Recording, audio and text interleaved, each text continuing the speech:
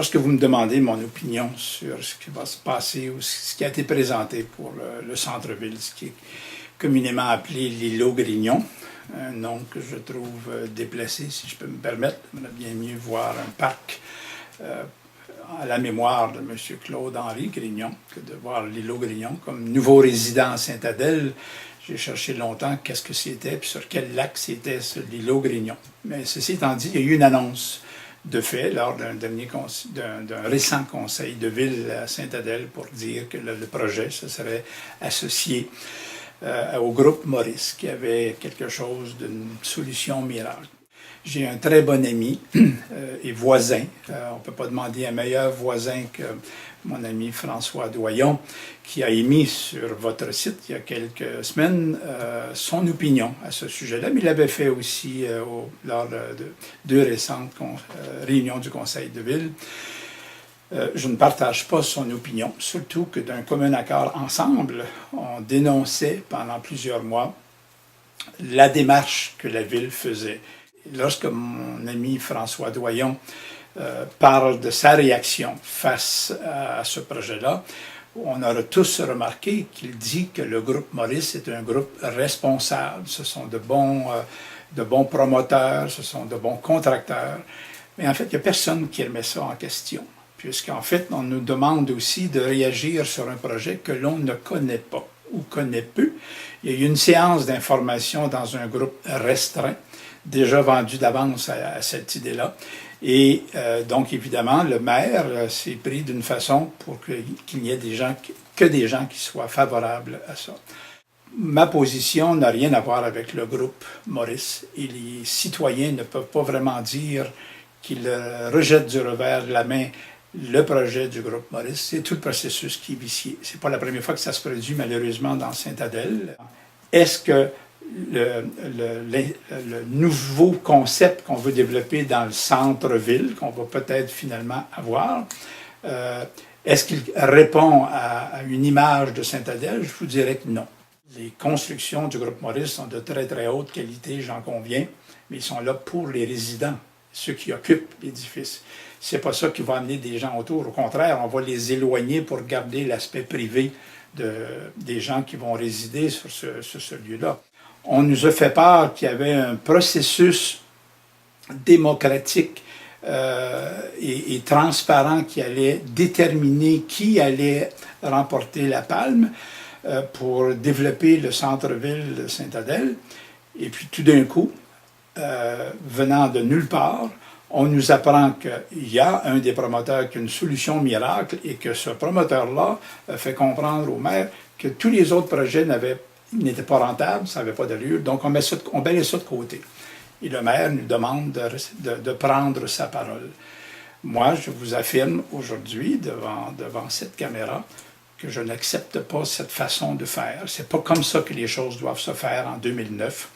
M. Descoteaux a été élu avec des engagements fermes qu'il a placés sur la place publique il y a 1 an et demi en disant qu'il allait chercher l'information de pourquoi on augmentait nos taxes de 21% et enfin de donner une administration à la ville qui soit transparente.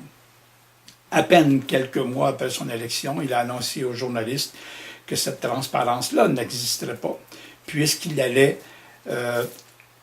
été élu pour décider et non pas pour consulter.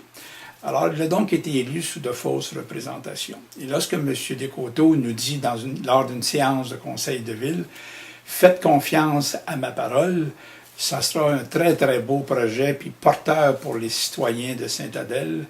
Ben, pour moi, c'est un homme qui a perdu toute crédibilité. Il n'a pas tenu sa parole à plus d'une occasion.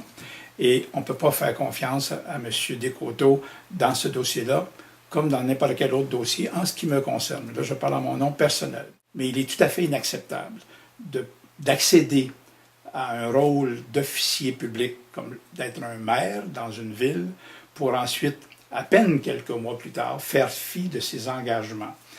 Et il semble que M. Descoteaux mesure ses gains par le nombre de fois qu'il a caché des choses aux citoyens, plutôt que en nombre de résultats auxquels il s'était engagé avant d'être élu.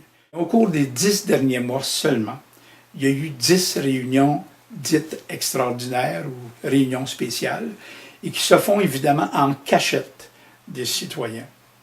Et dans ces réunions spéciales-là, qui durent 7 minutes, 8 minutes, on attribue des contrats. Je suis allé à de nombreuses reprises au conseil de ville pour poser des questions que je trouve d'intérêt public et on m'a toujours refusé d'apporter des réponses. On a même eu l'arrogance dans l'attitude du maire de laisser entendre que pendant les 3-4 premières séances qu'il a présidées, on allait chercher l'information, puis on ne l'avait pas encore trouvée. Et une bonne soirée, la 5e ou 6e séance à laquelle je participais pour poser des questions, là, je me suis fait répondre par M. Descoteaux, qui avait déjà répondu à cette question-là. Alors ça, puis donner une gifle à un citoyen qui paie ses taxes, moi je trouve ça tout à fait inacceptable. Quand les gens font des choses de façon improvisée, ils se trompent à quelque part. Et c'est ce qui s'est produit à ce conseil de ville-là, où M. Descoteaux, voulant démontrer qu'il ne faisait pas les choses en cachette des citoyens, il a reconnu qu'aucun des conseillers de la municipalité, de son propre conseil d'administration, n'était au courant de ce qui s'était tramé entre lui, le directeur général et le président du groupe Maurice. Il reconnaissait donc sur la place publique, en séance officielle du conseil de ville, qu'il avait travaillé seul pendant des mois avec le promoteur, faisant fi évidemment des autres propositions qu'il avait sur sa table de travail. Comment un maire peut-il prétendre faire un choix pour la ville de Sainte-Adèle à l'insu, en cachette, des autres élus municipaux, donc des conseillers municipaux, mais aussi faisant fi des opinions qui ont déjà été émises par des experts là-dedans, et pire encore, au niveau des citoyens. Quand je regarde ce dont je suis témoin à Sainte-Adèle, c'est que j'en ai vu des annonces ici depuis 7 ans, des maquettes, des croquis, des plans, des projets de toutes sortes, puis je regarde qu'est-ce qui se fait, il ne se fait pas grand-chose. Je pense j'ai un droit, et le maire et le conseil de ville ont une responsabilité. Mon droit, c'est d'avoir l'information et la responsabilité du conseil de ville, c'est de m'informer du pourquoi que certaines choses se font ou certaines choses ne se font pas. Qui va reprendre le Sainte-Adèle en main pour donner un coup de barre, vraiment un coup de barre pour ramener les choses comme elles devraient l'être, pas de retourner en arrière dans le temps, mais de donner ce lustre que Sainte-Adèle a perdu en très très peu de temps. Il y a encore des commerçants valeureux, courageux, qui mettent leurs économies finalement pour faire vivre leur commerce. Je ne nommerai pas de commerce bien sûr, mais il y a bien des gens frustrés aussi dans Sainte-Adèle, pas uniquement des citoyens. Les citoyens, c'est pas un camp, puis les commerçants, un autre camp. Tout ce monde-là doit travailler ensemble. Nous sommes tous des résidents de Sainte-Adèle, on est tous des citoyens de Sainte-Adèle, puis on paie des taxes ici.